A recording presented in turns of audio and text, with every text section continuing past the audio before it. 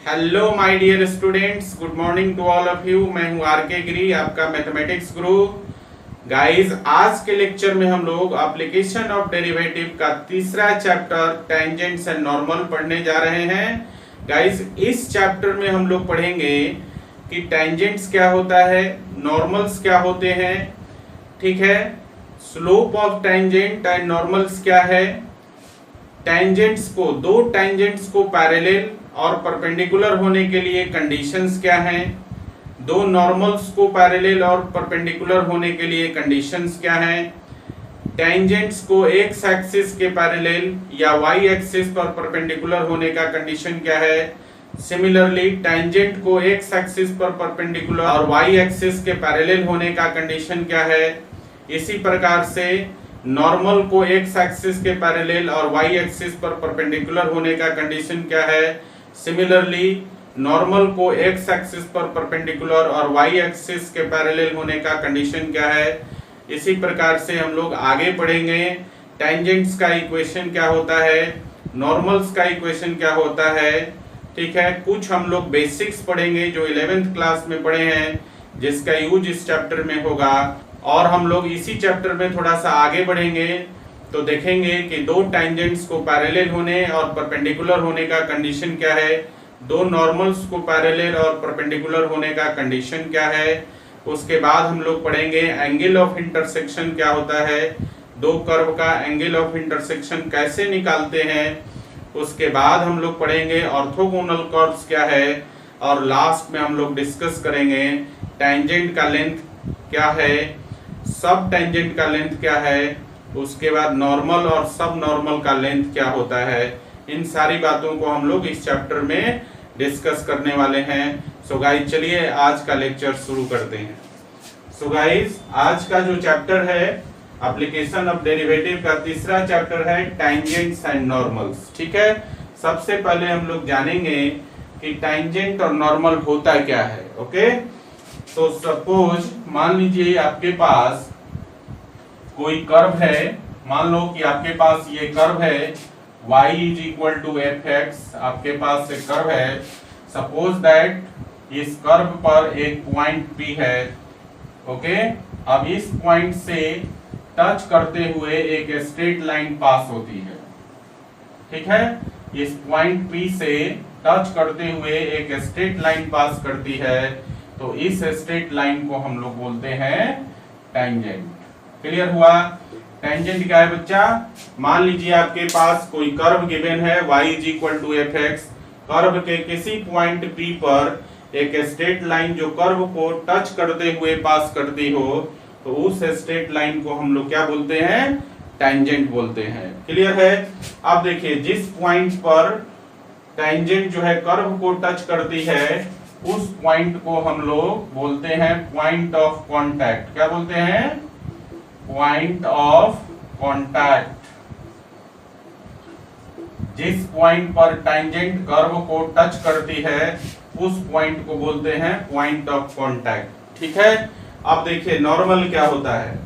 इस point of contact पर tangent पर परपेंडिकुलर एक लाइन ड्रॉ कर देंगे, तो वो जो लाइन होगा क्या कहलाता है, कर्व का नॉर्मल कहलाता है। तो आपके पास पॉइंट ऑफ कांटेक्ट जो है वो P है। अब इस पॉइंट P पर टेंजेंट के परपेंडिकुलर, देखिए ये लाइन है जो टेंजेंट पर परपेंडिकुलर है, और यहाँ किस पर, पॉइंट ऑफ कांटेक्ट पर।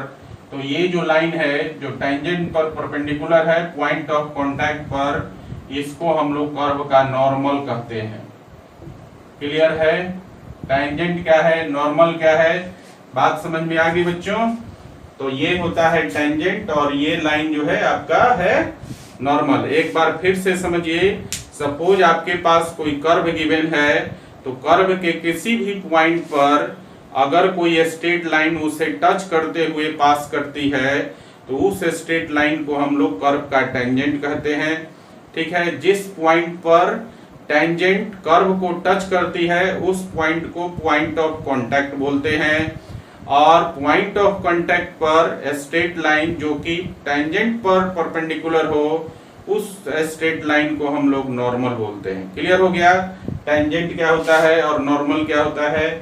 गाइस इस चैप्टर में हम लोग 11th क्लास का कुछ बेसिक्स यूज करेंगे, तो उसको थोड़ा सा हम लोग समझ लेते हैं कि क्या है बेसिक्स 11th क्लास का जो हम लोग यूज करने वाले हैं। तो पहला बेसिक है equation of straight line in point slope form. Point slope form, ठीक है। Equation of straight line in point slope form. तो क्या होता है स्ट्रेट लाइन का इक्वेशन पॉइंट स्लोप फॉर्म में? मान लीजिए कि आपके पास कोई स्ट्रेट लाइन है, जैसे मान लो कि ये स्ट्रेट लाइन है आपके पास, और ये स्ट्रेट लाइन आपका एक पॉइंट x1 y1 से होकर पास करती है, और इस लाइन का स्लोप मान लीजिए कि इसका जो स्लोप है वो आपका m है। तो इस लाइन का जो इक्वेशन होता है वो होता है y minus y1 is equal to m into x minus x1। Clear है? इस इक्वेशन का यूज हम लोग आगे इस चैप्टर में करेंगे। एक बार मैं आपको याद दिला देता हूं, ठीक है। इसे हम लोग स्ट्रेट लाइन में पढ़ा था कोऑर्डिनेट ज्योमेट्री में क्लास 11th में। ओके, अगला जो हम लोग पढ़ेंगे कि दो स्ट्रेट लाइन परपेंडिकुलर और पैरेलल कब होता है। जो दूसरा पॉइंट है टू परपेंडिकुलर स्ट्रेट लाइंस, देखिए टू परपेंडिकुलर स्ट्रेट लाइंस, दो परपेंडिकुलर स्ट्रेट लाइंस के लिए कंडीशन क्या होता है। तो देखिए मान लीजिए कि आपके पास एक लाइन है L1 और इसका स्लोप मान लीजिए कि M1 है, एक दूसरी लाइन है L2 जिसका स्लोप मान लीजिए कि M2 है।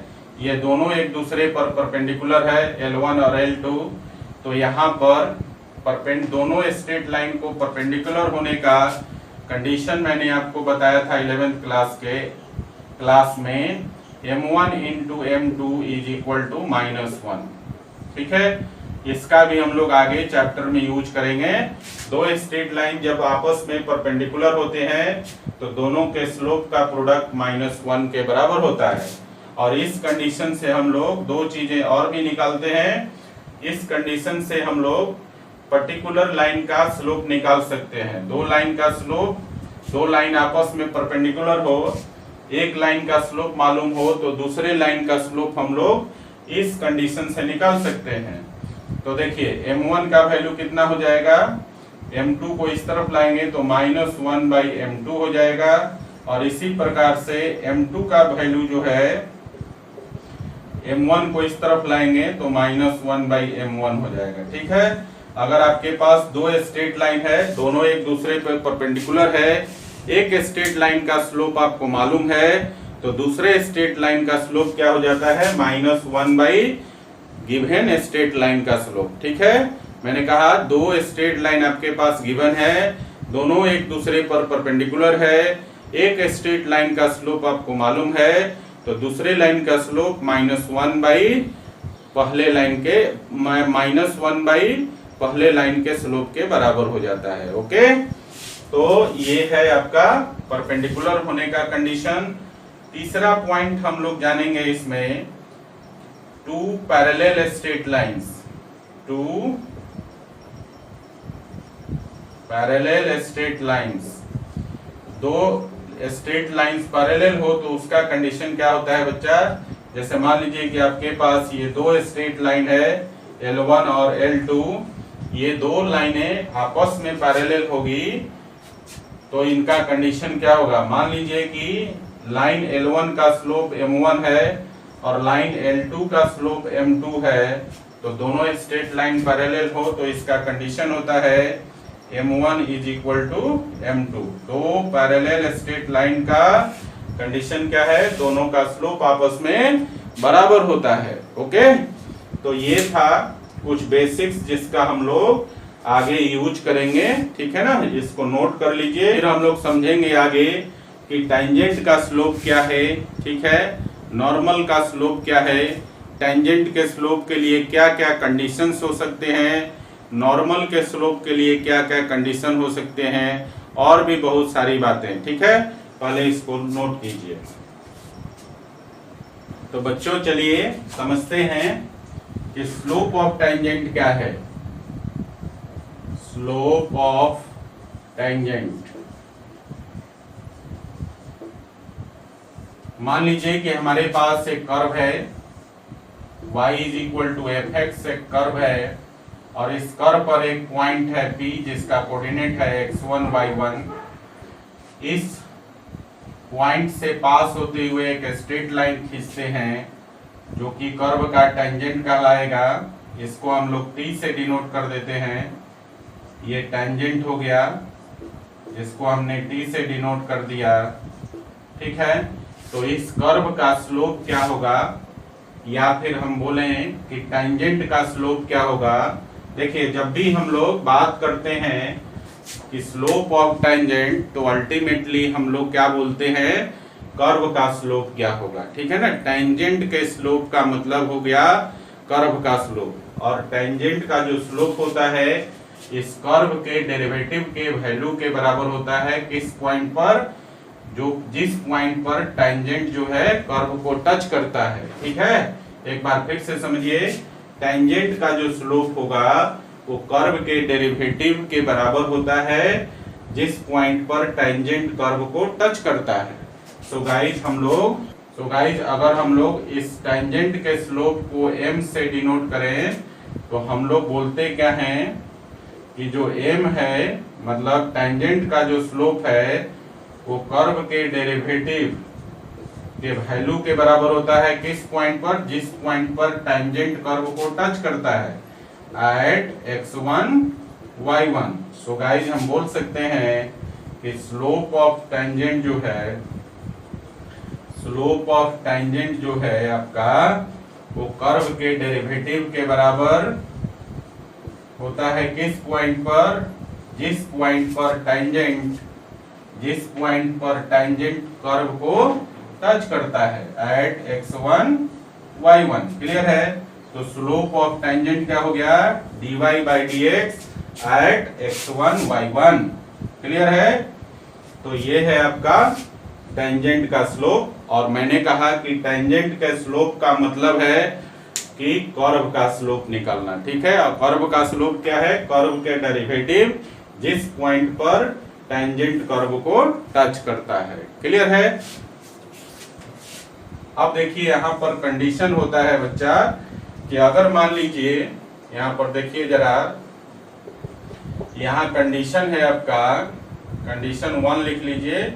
और कंडीशन 1 क्या है कि अगर मान लीजिए कि ये जो टेंजेंट है एक्स एक्सिस के पैरेलल हो जाए, मतलब एक फिगर से समझिए जरा इसको।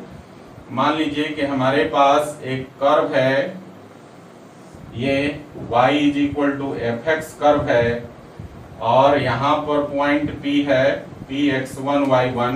क्लियर है ना। अब इस पॉइंट पर जो टेंजेंट है कर्व का T, ये टेंजेंट है आपका, कर्व का टेंजेंट हो गया। ये जो टेंजेंट है एक्स एक्सिस के पैरेलल हो जाए तो क्या कंडीशन होगा। तो बच्चों, जब टेंजेंट एक्स एक्सिस के पैरेलल हो जाएगा तो टेंजेंट का स्लोप क्या हो जाता है, 0 हो जाता है। टेंजेंट का स्लोप 0 हो जाता है। ओके, सो गाइस हम बोल सकते हैं when the tangent is parallel to y-x axis।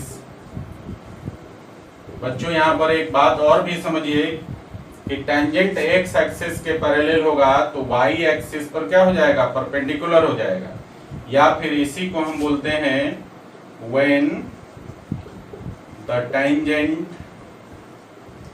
is perpendicular to y axis। दोनों का मतलब एक ही है, टेंजेंट x एक्सिस के पैरेलल हो या y एक्सिस पर परपेंडिकुलर हो, तो इस केस में क्या होता है, स्लोप ऑफ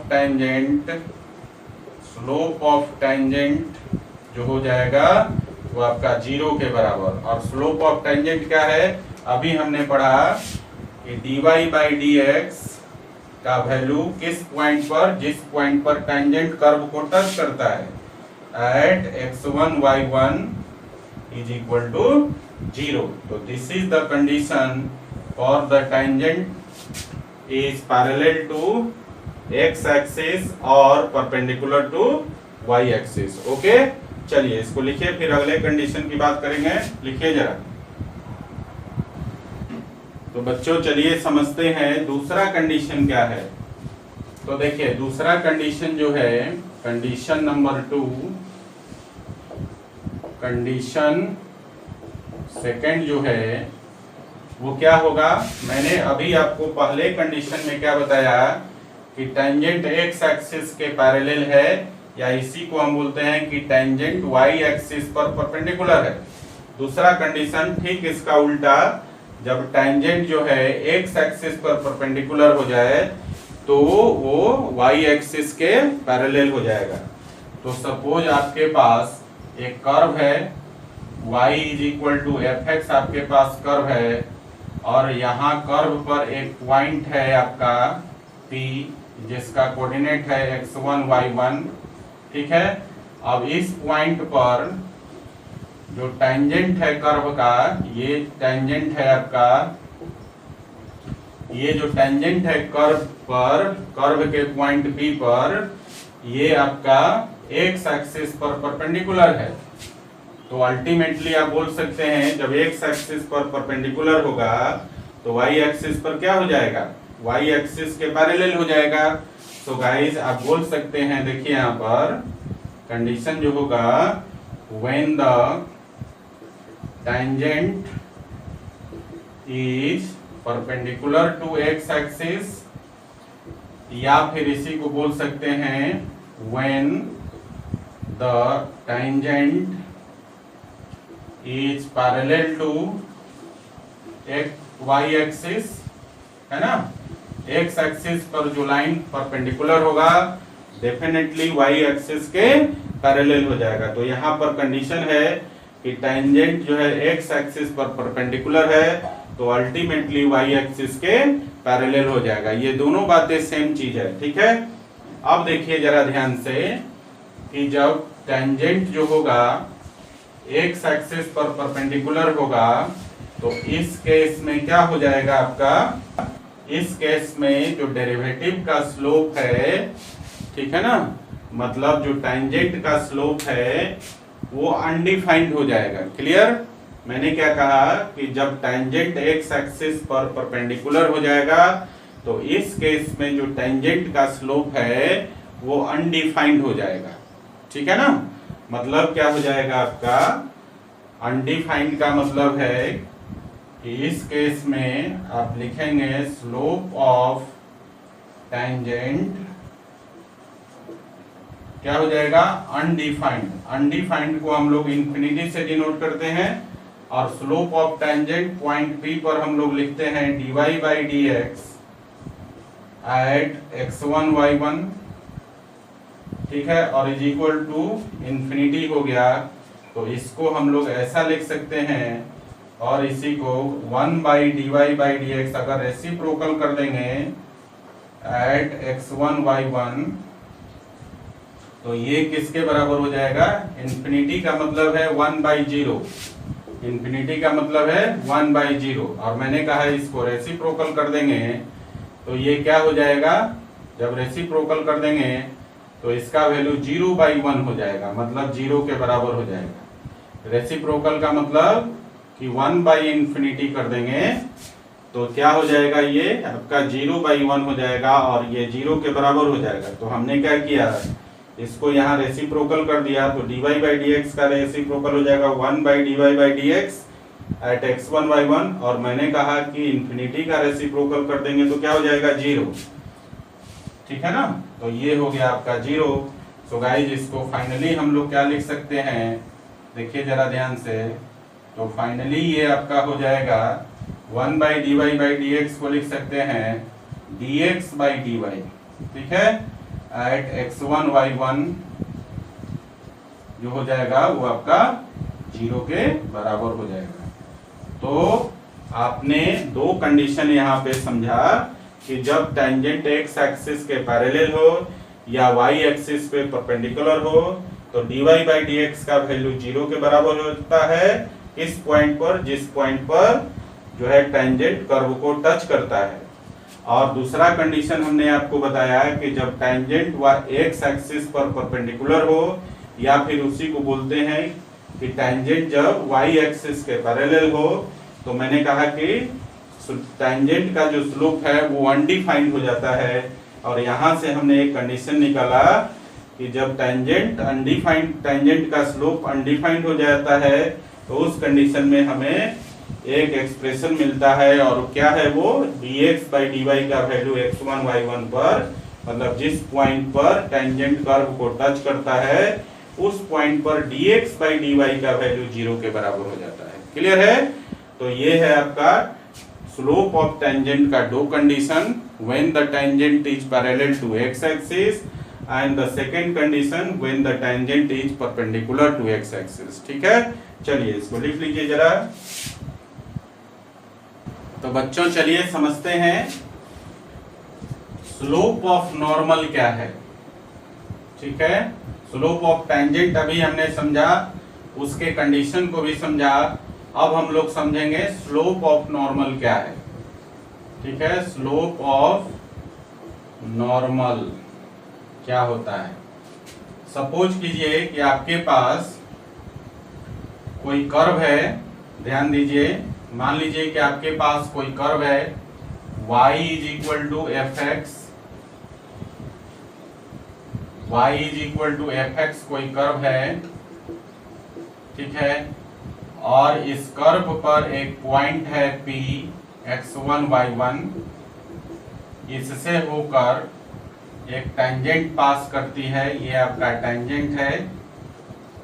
मैंने अभी आपको बताया कि जिस पॉइंट से कर्व के जिस पॉइंट से होकर टेंजेंट पास करती है उस पॉइंट को हम लोग बोलते हैं point of contact.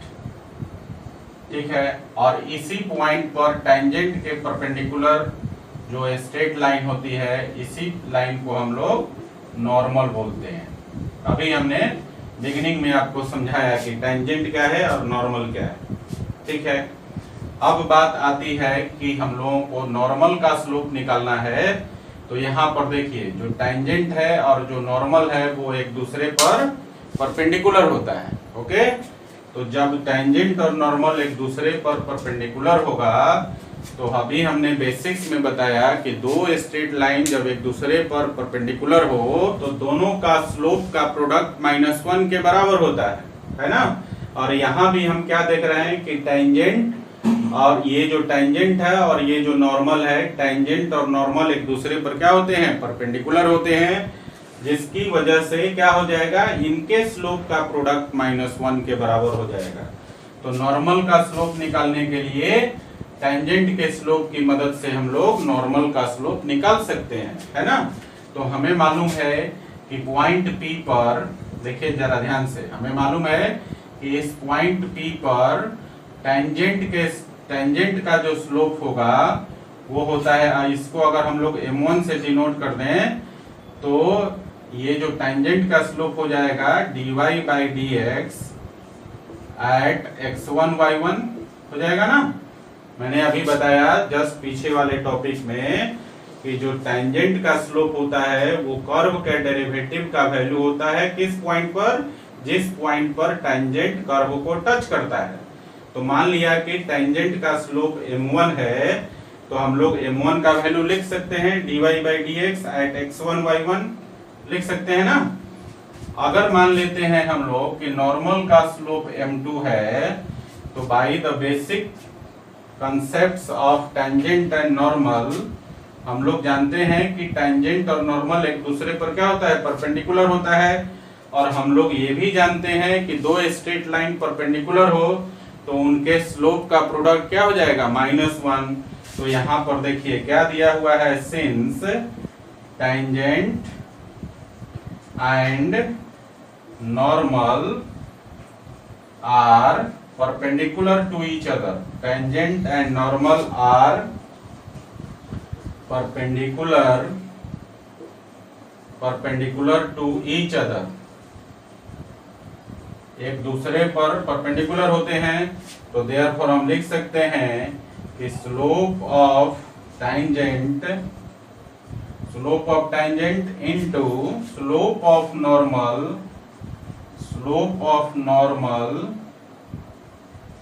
is equal to -1. ये दोनों स्ट्रेट लाइन है और दोनों एक दूसरे पे परपेंडिकुलर है, तो दोनों के स्लोप का प्रोडक्ट क्या हो जाएगा, -1 के बराबर। और इस कंसेप्ट को हमने बेसिक में अभी बताया बिगिनिंग में कि दो स्ट्रेट लाइन जब परपेंडिकुलर हो तो दोनों के स्लोप का प्रोडक्ट क्या होता है, -1 के बराबर। सो गाइस यहाँ पर ये जो टेंजेंट का स्लोप है वो है आपका dy by dx at x1 y1, और स्लोप ऑफ नॉर्मल हमें मालूम नहीं है, तो यहां से हम लोग पहले तो लिखेंगे स्लोप ऑफ नॉर्मल जो हो जाएगा वो -1 बाई इसको, टेंजेंट के स्लोप को दूसरी साइड ले जाएंगे तो -1 बाई हो जाएगा स्लोप ऑफ टेंजेंट, हो जाएगा ना। अब देखिए यहां पर मैंने कहा कि स्लोप ऑफ नॉर्मल अगर हम m2 मान लेते हैं तो देयरफॉर m2 का जो वैल्यू हो जाएगा -1 बाई m1 के बराबर, और m1 क्या है, यहाँ पर स्लोप ऑफ टेंजेंट है। सो गाइस m2 का जो वैल्यू हो जाएगा -1 बाई, और किसके बराबर, m1 का वैल्यू है dy by dx at x1 y1, तो इसको लिख सकते हैं m1 का value dy by dx at x1 y1 लिख सकते हैं। और इसको जब हम ऊपर ले जाएंगे तो गाइस यही हो जाएगा m2 is equal to minus और dx by dy हो जाएगा, ठीक है ना, और ये हो जाएगा एट x1 y1, क्लियर है। और m2 क्या है, स्लोप ऑफ नॉर्मल है, तो गाइस हम बोल सकते हैं कि स्लोप ऑफ नॉर्मल जो हो जाएगा अब आपका वो हो जाएगा आपका minus dx by dy at the point of contact x1 y1, तो ये है आपका slope of normal. Slope of tangent हम लोग इससे जस्ट पीछे वाले टॉपिक में पढ़ा है, जिसकी value dy by dx at x1 y1 होता है, क्लियर है। तो इसको लिख लीजिए स्लोप ऑफ नॉर्मल को, फिर हम लोग इसके कंडीशन को पढ़ेंगे कि जब नॉर्मल एक्स एक्सिस के पैरेलल होगा तो क्या कंडीशन होगा, और जब नॉर्मल एक्स एक्सिस पर परपेंडिकुलर होगा तो क्या कंडीशन होगा, ठीक है। पहले इसको लिख लीजिए, लिखिए। तो बच्चों चलिए जानते हैं स्लोप ऑफ नॉर्मल के कंडीशंस कौन कौन से हैं। तो देखिए पहला कंडीशन है इसका, कंडीशन नंबर 1, फर्स्ट जो कंडीशन है ये देखिए, फर्स्ट कंडीशन में when the normal is parallel to x axis, ठीक है। अब जरा ध्यान दीजिए, नॉर्मल एक्स एक्सिस के पैरेलल हो जाएगा तो डेफिनेटली क्या होगा, वाई एक्सिस पर परपेंडिकुलर हो जाएगा। तो इसी को हम लोग दूसरे रूप में भी पढ़ते हैं, और वो क्या हो जाएगा, या फिर when the normal is perpendicular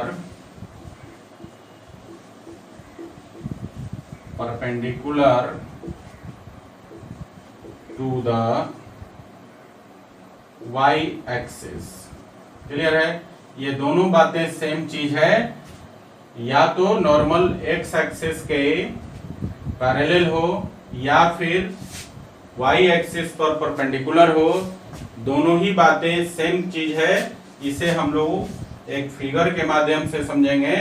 देखिए यहाँ पर मान लीजिए कि आपके पास एक कर्व है y is equal to f x, आपके पास कोई कर्व है, इस कर्व पर एक पॉइंट है p x1 y1, इस कर्व के पॉइंट P पर आपके पास ये टेंजेंट है, ठीक है ना, ये टेंजेंट है, यहाँ पर हमने एक्सिस ड्रॉ कर दिया, एक्स एक्सिस और वाई एक्सिस।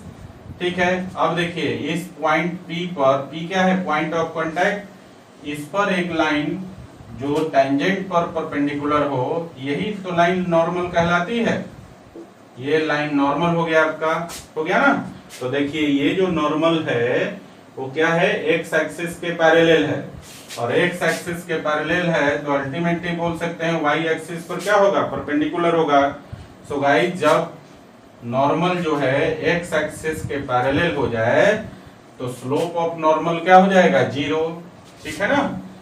तो देयरफॉर क्या हो जाएगा, स्लोप ऑफ नॉर्मल जो हो जाएगा, स्लोप ऑफ नॉर्मल आपका 0 हो जाएगा। और स्लोप ऑफ नॉर्मल अभी हमने पढ़ा क्या था, minus dx by dy at x1 y1 is equal to 0, और माइनस को इस तरफ लाएंगे तो फाइनल कंडीशन जो मिलेगा वो हो जाएगा dx by dy at x1 y1 is equal to 0। This is the condition when the normal is parallel to x axis or when the normal is perpendicular to the y axis। Clear है। तो लिख लीजिए इसको, फिर हम लोग second condition समझते हैं। लिखिए, तो बच्चों चलिए समझते हैं स्लोप ऑफ नॉर्मल का दूसरा condition, condition number 2। Second condition जो है वो है आपका when the normal is parallel, sorry, normal is perpendicular, normal is perpendicular to the x axis। ठीक है, अब देखिए जरा, जब नॉर्मल जो है x एक्सिस पर परपेंडिकुलर हो जाएगा तो अल्टीमेटली y एक्सिस के पैरेलल हो जाएगा। तो इसी कंडीशन को दूसरे नाम से भी हम लोग जानते हैं, और वो क्या है, when the normal is parallel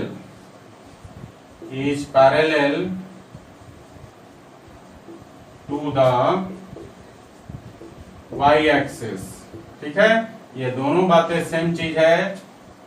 normal जो है एक्स एक्सिस पर परपेंडिकुलर होगा तो अल्टीमेटली नॉर्मल वाई एक्सिस के पैरेलल हो जाएगा। ठीक है, चाहे आप बोलिए normal is perpendicular to x axis या फिर बोलिए आप normal is parallel to y axis, दोनों सेम थिंग है। ठीक है, इसे हम लोग एक फिगर से समझते हैं। सपोज हमारे पास एक कर्व है y is equal to f x, आपके पास एक कर्व है। इस कर्व पर एक पॉइंट है P जिसको हम लोग पॉइंट ऑफ कांटेक्ट बोलते हैं, और इसका कोऑर्डिनेट है x1 y1। मान लीजिए कि इस पॉइंट ऑफ कांटेक्ट का कोऑर्डिनेट है x1 y1। इस पॉइंट ऑफ कांटेक्ट से एक लाइन पास करती है जिसको हम लोग टेंजेंट बोलते हैं ना। और इसी पॉइंट ऑफ कांटेक्ट पर टेंजेंट पर जो परपेंडिकुलर लाइन होता है उसको हम लोग नॉर्मल बोलते हैं। क्लियर है ना। तो यहाँ पर देखिए ये एक्सिस ड्रॉ कर दिया आपका एक्स एक्सिस और वाई एक्सिस। यहाँ देखिए ये जो नॉर्मल है ये आप देखेंगे क्या है, एक्स एक्सिस पर परपेंडिकुलर है, और एक्स एक्सिस पर जब परपेंडिकुलर है तो अल्टीमेटली आप देख रहे हैं कि ये जो नॉर्मल है वाई एक्सिस के पैरेलल दिखाई दे रहा है। तो दोनों कंडीशन सेम है, बोलने का तरीका अलग है। या तो आप नॉर्मल को एक्स एक्सिस पर परपेंडिकुलर बोलिए या फिर नॉर्मल को वाई एक्सिस के पैरेलल बोलिए, सेम कंडीशन है, सेम बातें हैं, सेम थिंग्स है। ठीक है, अब इस कंडीशन में क्या होगा, तो मैंने क्या कहा था कि जब भी कोई लाइन एक्स एक्सिस पर परपेंडिकुलर हो जाए तो उसका स्लोप अनडिफाइंड हो जाता है, जैसा कि मैंने टेंजेंट के कंडीशन के लिए बताया था। यहाँ भी जो आप देख रहे हैं जो नॉर्मल है एक्स एक्सिस पे परपेंडिकुलर है, तो यहाँ स्लोप ऑफ नॉर्मल क्या हो जाएगा, अनडिफाइंड हो जाएगा। सो गाइस इस केस में हम लोग क्या लिखेंगे, देयरफॉर स्लोप ऑफ नॉर्मल जो हो जाएगा वो आपका अनडिफाइंड हो जाएगा। और स्लोप ऑफ नॉर्मल हमने क्या पढ़ा, स्लोप ऑफ नॉर्मल हमने पढ़ा था minus dx by dy at x1 y1 क्या हो जाएगा, अनडिफाइंड। और इसको जब हम लोग रेसिप्रोकल कर देंगे तो ये हो जाएगा -1/dx/dy eight x1 y1 is equal to 0। अभी मैंने बताया कि इंफिनिटी को जब आप रेसिप्रोकल करेंगे तो 1/∞, और 1/∞ किसके बराबर हो जाएगा, 0 के बराबर। तो दोनों साइड रेसिप्रोकल कर देंगे तो आपको मिलेगा क्या, -1/dx/dy eight x1 y1 is equal to 0। अब इसको जब ऊपर ले जाएंगे तो ये हो जाएगा -dy/dx eight x1 y1 is equal to 0, और माइनस साइन को दूसरी साइड कर दीजिए तो फाइनली आपको मिलता है dy/dx eight x1 y1 is equal to 0। ठीक है, ये आपका कंडीशन निकला जब नॉर्मल x एक्सिस पर परपेंडिकुलर हो या फिर नॉर्मल y एक्सिस के पैरेलल हो। क्लियर हो गया। आप देखेंगे जो नॉर्मल स्लोप ऑफ नॉर्मल के जो कंडीशंस आए और जो आपका स्लोप ऑफ टेंजेंट के कंडीशंस आए थे वो ठीक एक दूसरे के उल्टा है। मतलब यहाँ पर जो नॉर्मल के परपेंडिकुलर होने का कंडीशन है वो टेंजेंट के पैरेलल होने का कंडीशन के बराबर है, और जो नॉर्मल के पैरेलल होने का जो कंडीशन था वो टेंजेंट के परपेंडिकुलर होने के कंडीशन के बराबर है। आप देखिएगा गौर से तो अपोजिट रिलेशन है इसमें। ठीक है ना, ये बातें इसलिए मैं आपसे बता रहा हूं कि ये अगर आप गौर करिएगा तो आपको याद करने में आसानी हो जाएगी। ठीक है ना, तो लिखिए इसको जरा। तो बच्चों चलिए, अब टेंजेंट और नॉर्मल हम समझ गए, टेंजेंट और नॉर्मल का स्लोप क्या है ये भी समझ गए, टेंजेंट और नॉर्मल के स्लोप का कंडीशन क्या क्या है ये भी समझ गए। अब हम लोग प्रॉब्लम कर लेते हैं। ठीक है, तो देखिए पहला एग्जांपल है find the slope of tangent and normal to the curve x³ plus 3xy plus y square is equal to 2 at 1 1। ठीक है, आपके पास पॉइंट दिया हुआ है कर्व पर 1 1।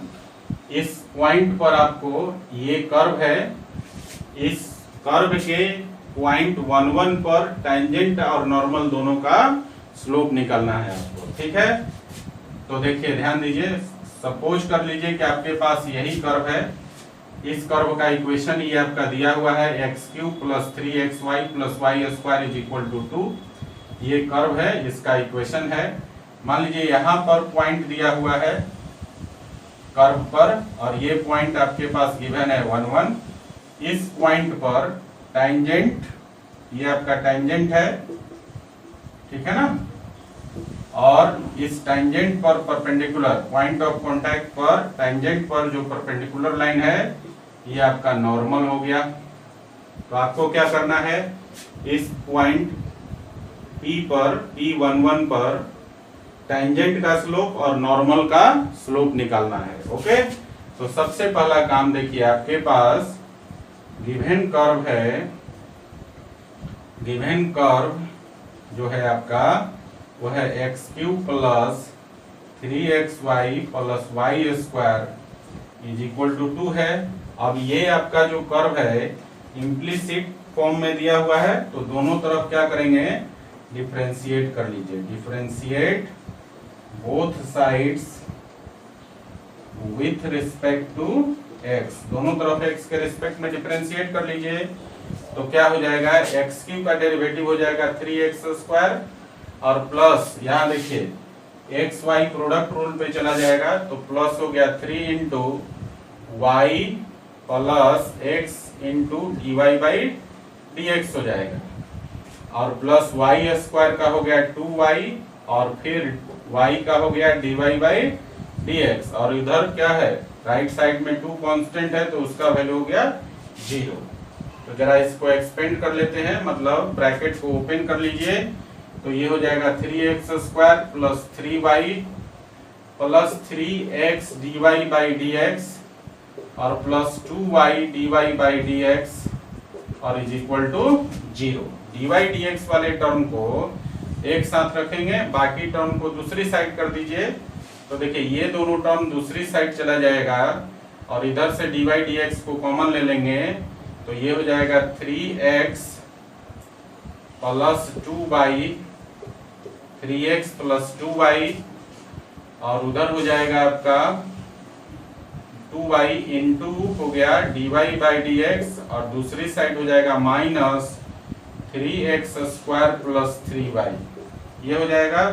सो गाइस यहाँ से dy बाई dx का वैल्यू मिल गया, ये हो जाएगा आपका minus 3x² plus 3y divided by 3x plus 2y, ये आपको dy बाई dx मिल गया। तो यहीं से आप dx बाई dy भी निकाल सकते हैं। क्या करेंगे, इसको जस्ट रेसिप्रोकल कर दीजिए तो ये हो जाएगा minus 3x plus 2y by 3x² plus 3y, ये आपका dx बाई dy मिल गया। ठीक है। सो गाइस नाउ आपको क्या निकालना है, आपको निकालना है slope of tangent and slope of normal.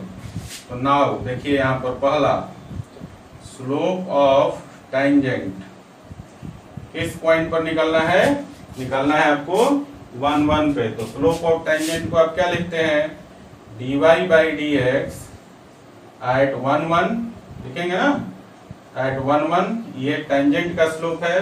तो देखिए dy बाई dx का वैल्यू क्या आया है, माइनस और ऊपर में है 3x² प्लस 3y और divided by 3x plus 2y। अब x और y का वैल्यू यहाँ डाल दीजिए 1 और 1, तो कैलकुलेट करेंगे तो कितना हो जाएगा, माइनस तो माइनस हो गया और देखिए x और y का वैल्यू 1 डालेंगे तो 3 प्लस 3 हो जाएगा 6 और यहाँ पर हो जाएगा 3 प्लस 2 5, तो माइनस हो गया 6/5। क्लियर है, ये आंसर हो गया आपका किसका, स्लोप ऑफ टेंजेंट का वैल्यू माइनस 6/5। इसी प्रकार से दूसरा आप निकाल लीजिए slope of normal. Slope of normal क्या होता है बच्चा, तो स्लोप ऑफ नॉर्मल में हमने पढ़ा है कि minus dx by dy at x1 y1, तो यहाँ पर x1 y1 की जगह 1 1 है, तो ये हो जाएगा आपका माइनस dx बाई dy को हम ऐसा भी लिख सकते हैं माइनस 1 बाई और dy बाई dx एट 1 1, है ना, लिख सकते हैं, लिख सकते हैं बच्चों, बिल्कुल लिख सकते हैं। ठीक है ना, minus dx by dy at 1 1 को लिख सकते हैं minus 1 by dy by dx at 1 1। और देखिए dy बाई dx एट 1 1 अभी हमने निकाला कितना वैल्यू है, माइनस 6/5, तो इसको हम लिख सकते हैं माइनस 1 बाई और इसका dy बाई dx एट 1 1 का वैल्यू अभी हमने निकाला माइनस 6/5, तो माइनस माइनस कैंसिल हो जाएगा। ठीक है, और 5 ऊपर चल जाएगा तो ये वैल्यू हो जाएगा 5/6। क्लियर है, तो ये आंसर हो गया आपका 5/6 जो हो गया वो हो गया स्लोप ऑफ नॉर्मल, और माइनस 6/5 जो हो गया वो हो गया स्लोप ऑफ टेंजेंट। अब इसकी पुष्टि के लिए कि ये आंसर सही है कि नहीं है, इसकी जांच भी आप कर सकते हैं। तो मैंने क्या बताया था कि नॉर्मल और टेंजेंट एक दूसरे पर परपेंडिकुलर होते हैं, और जब दो लाइन एक दूसरे पर परपेंडिकुलर हो तो दोनों के स्लोप का प्रोडक्ट -1 होता है, मालूम है आपको। अब देखिए यहाँ पर, तो इसका मतलब ये हुआ कि टेंजेंट के स्लोप का प्रोडक्ट अगर नॉर्मल के स्लोप के साथ करें, मतलब टेंजेंट का स्लोप और नॉर्मल के स्लोप का प्रोडक्ट करें तो -1 होना चाहिए। तो इसको आप चेक भी कर सकते हैं। देखिए टेंजेंट का जो स्लोप है वो आया माइनस 6/5 आया ना, और नॉर्मल का जो स्लोप आया है वो आया है 5/6। तो देखिए 6 से 6 कैंसिल, 5 से 5 कैंसिल, तो वैल्यू कितना हो जाएगा -1। तो हमने क्या बताया था, m1 into m2 is equal to -1 बताया था ना। ठीक है। और ये कंडीशन किसका था, दो लाइन जब परपेंडिकुलर हो तो उनके स्लोप का प्रोडक्ट -1 के बराबर होता है। सो गाइस यहाँ पर टेंजेंट और नॉर्मल एक दूसरे पर परपेंडिकुलर है, तो दोनों के स्लोप का प्रोडक्ट -1 आ गया। तो इस बात की पुष्टि हो जाती है कि जो आंसर हमने निकाला है टेंजेंट का स्लोप और नॉर्मल का स्लोप वो सही है। क्लियर है ना, इसको नहीं आंसर में शामिल करना है, ये मैंने आपको समझाने के लिए कहा था, ठीक है ना। तो चलिए ये क्वेश्चन उतार लीजिए, उतारिए। तो बच्चों एक एग्जाम्पल और कर लेते हैं आज के लेक्चर में, ठीक है। और यहाँ पर देखिए इस एग्जाम्पल में दिया है x = 1 - a sin थीटा और y = b cos square theta. ये जो दोनों इक्वेशन है ये पैरामीट्रिक फॉर्म में दिया हुआ है। तो आपसे पूछ रहा है then find slope of tangent and normal at theta = π/2, ठीक है। थीटा का वैल्यू π/2 पर टेंजेंट और नॉर्मल का स्लोप निकालना है, जबकि आपके पास इक्वेशन जो दिया हुआ है वो पैरामीट्रिक फॉर्म में दिया हुआ है। ओके, तो देखिए यहाँ से, यहाँ ध्यान दीजिए, चूंकि x का वैल्यू गिवन है आपके पास 1 - a sin थीटा और y का वैल्यू देखिए, ये जो y का वैल्यू है y = गिवन है b cos स्क्वायर थीटा, ठीक है ना। ये दोनों पैरामीट्रिक इक्वेशन है। तो और ये दोनों इक्वेशन क्या है, थीटा का फंक्शन है, तो दोनों को हम लोग थीटा के रिस्पेक्ट में डिफरेंशिएट कर लेंगे। सो गाइस यहाँ से dx/d जो हो जाएगा 1 का 0 और a कांस्टेंट है तो -a हो गया और sin थीटा का डेरिवेटिव हो गया cos थीटा। तो dx/d हो गया आपका -a cos थीटा।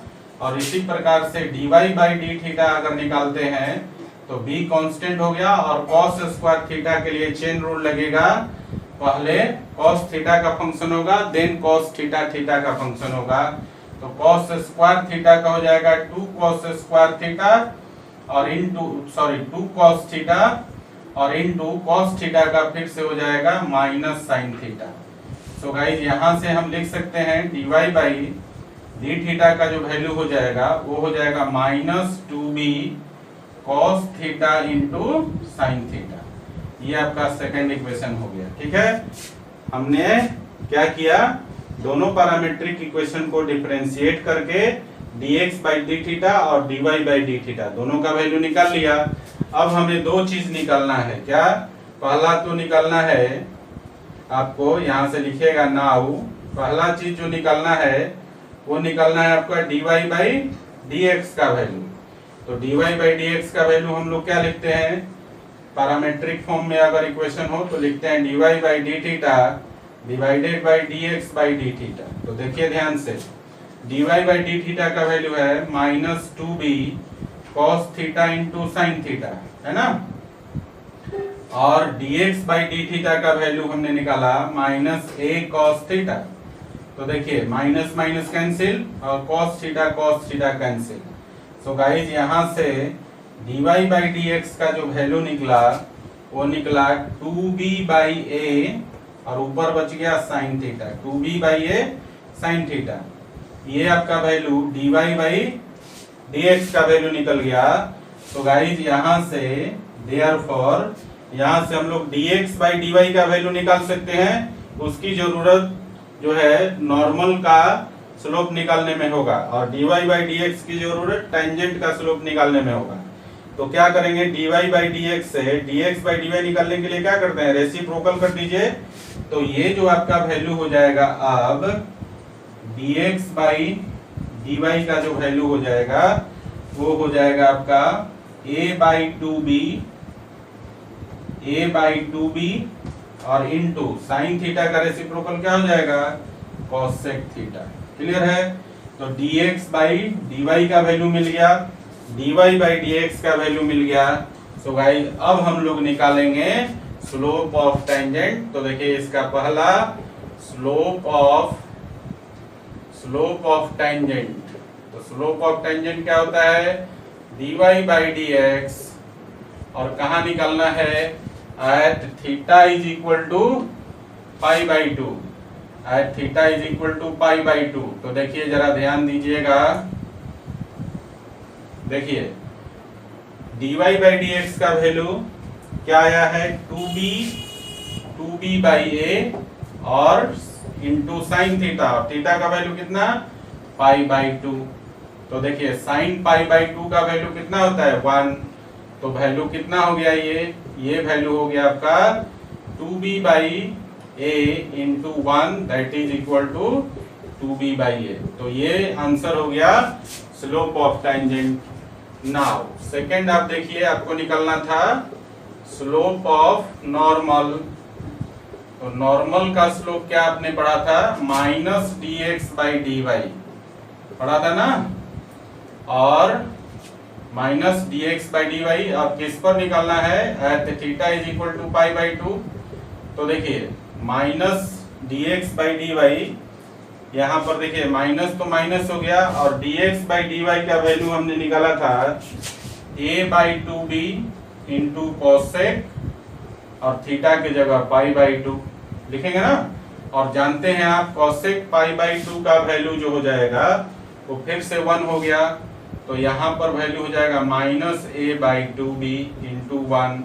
तो फाइनली कितना हो जाएगा माइनस ए बाई 2b, और ये आंसर हो गया स्लोप ऑफ नॉर्मल का। तो आपका निकल गया slope of tangent 2b by A, और स्लोप ऑफ नॉर्मल निकल गया माइनस ए बाई 2b। फिर से इसकी पुष्टि करने के लिए टेंजेंट और नॉर्मल के स्लोप को आपस में मल्टीप्लाई कर दीजिएगा, तो -1 होना चाहिए, और डेफिनेटली होगा 2b बाई ए को माइनस ए बाई 2b में गुना करेंगे तो -1 ही होगा। तो आंसर की भी पुष्टि हो जाती है। क्लियर है ना। तो ये क्वेश्चन था, अब एग्जाम्पल नंबर 2। ठीक है, आज का लेक्चर यहीं पर समाप्त होता है बच्चों। अब आपसे एनसीईआरटी का एक्सरसाइज 6.3 का क्वेश्चन 1 से लेकर 9 तक बनेगा। ये जो क्वेश्चन है 1 से लेकर 9 तक एक्सरसाइज 6.3 का, ये सारा क्वेश्चन स्लोप ऑफ टेंजेंट और स्लोप ऑफ नॉर्मल से रिलेटेड है और उनके कंडीशन से रिलेटेड है। ठीक है ना। तो आप क्या करेंगे, एक्सरसाइज 6.3 का क्वेश्चन नंबर 1 से लेकर 9 तक आप अटेम्प्ट करेंगे। जो क्वेश्चन आपसे नहीं बनेगा उसे आप मुझे सेंड कर दीजिएगा ताकि नेक्स्ट लेक्चर में उसका डाउट क्लियर हो जाए। ओके गाइस, तो इसको उतार लीजिए। आज का क्लास यहीं समाप्त होता है, मिलेंगे हम लोग फिर से नेक्स्ट लेक्चर में। ओके, तो चलिए उतारिए।